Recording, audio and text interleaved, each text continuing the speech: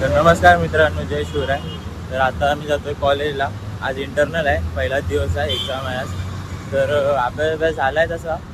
बघूया आता जाऊन कॉलेजला काय होतं.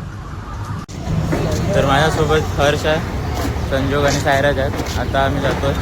थोडा सर्वांचा अभ्यास झाला आहे, पण बघूया आता पेपर देऊन काय होतं. फायनली मी आलो आहे कॉलेजला.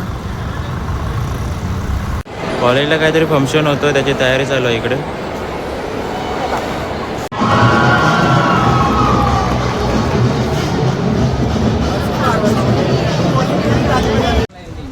तर आता आमचा पेपर झाला आहे आणि आता आम्ही जातोय घरी.